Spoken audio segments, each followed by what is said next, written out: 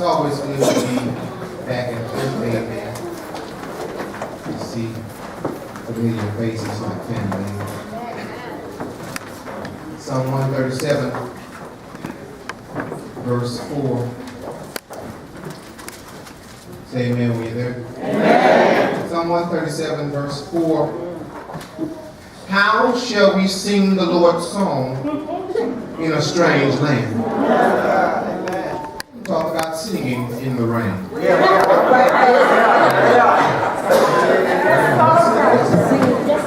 Singing. All right.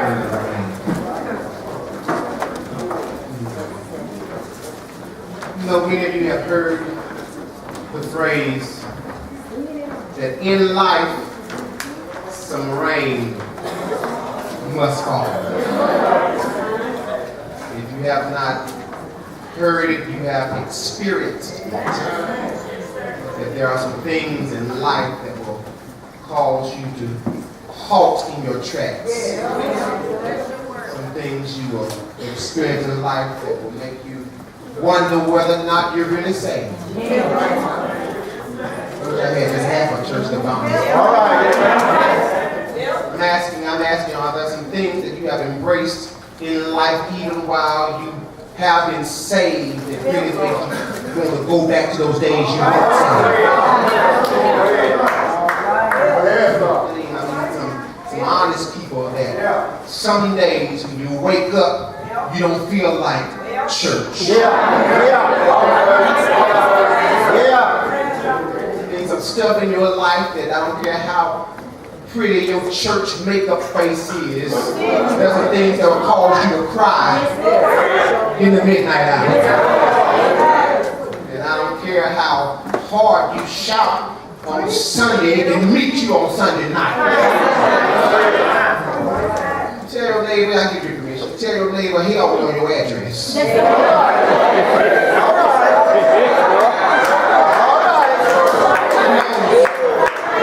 It knows where you stay. And it will stop by your house. The more you get in tune with Jesus, the more it stops by your house.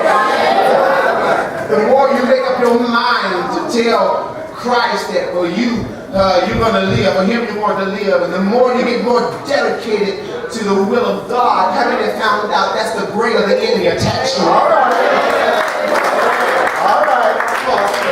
Because if you just keep doing what you're doing, the devil don't mess with his army. If he has you, he already has you. And so if you're influential where you were going and who you were with, and now that you're saved, he knows you will have more power than you had when you weren't saved. And so these afflictions, these attacks on your life, these things that just happen are not just because somebody's picking on you. It's because God picked you.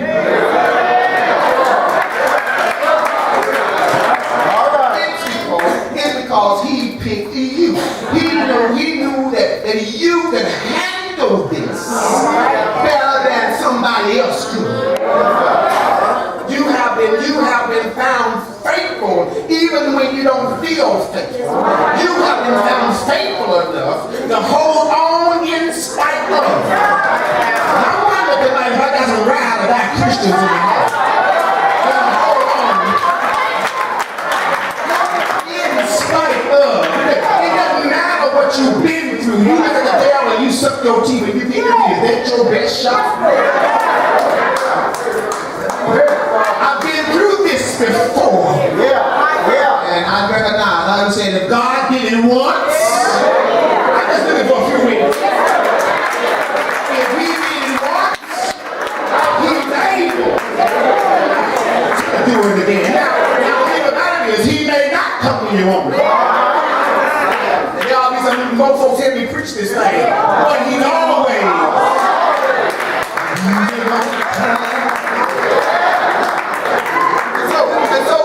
So in life, some rain must fall.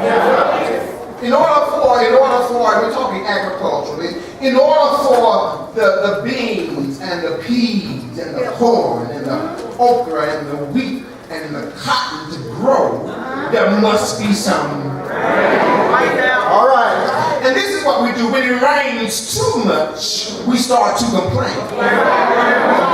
But without the rain, your table wouldn't be full. All right. All right. And so the rain is the thing that causes the product to be productive. And if you are going to be better than you are now, your life must experience some rain.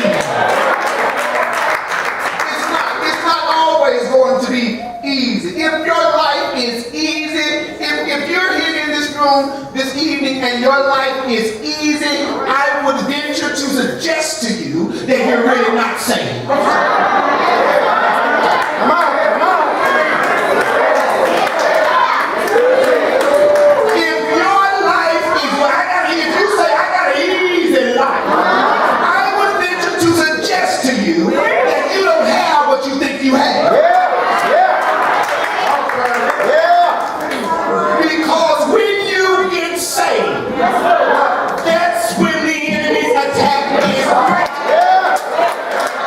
on your life. Being saved does not eliminate you from attack from the enemy. It gives the enemy your address, your telephone number, where you sleep, your birthday, where you work. So you have to understand. You have to understand. Yes.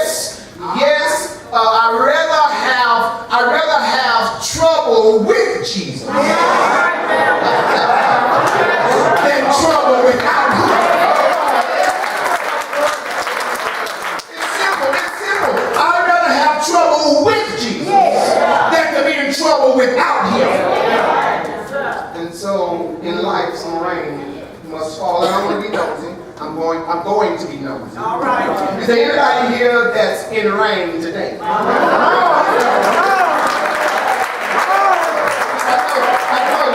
know, Sister Brian, we put on this church face. We come to church and we want everybody to think we grew up with Jesus. We kick ball with Jesus. We so holy. But I want the real folk in the room that know, yes, I come to church, but Reverend, you don't know the hell I went.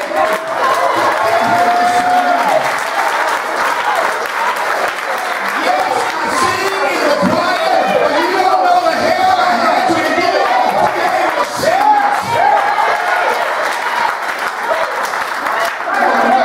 You don't know. Let me help the preachers out. Let me help the preachers out.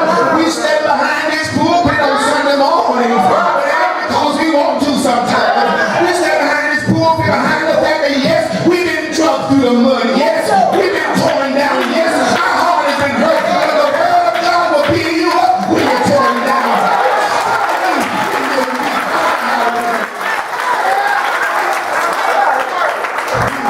You have to go through the rain. Have you ever heard the saying that says, when it rains, it pours? And some of you are wondering about the pouring of the rain in your life. One thing happens and then something else 2 weeks later. And then after you get that fixed, something else breaks down. And then you find somebody to fix it and show up and they say they're going to show up. And then they show up and fix it this morning when they quoted you about weed. And then they call your uncle, he didn't stop by because his car broke down. And then you ask where he's at, then his wife said he's already left me. I don't know where he is. It's one thing on top of another. And some of us can't get ahead because we're worried about everybody else's business. You decide to deal with the mess that's on your plate. That will be the quarter for you to make your own phone call.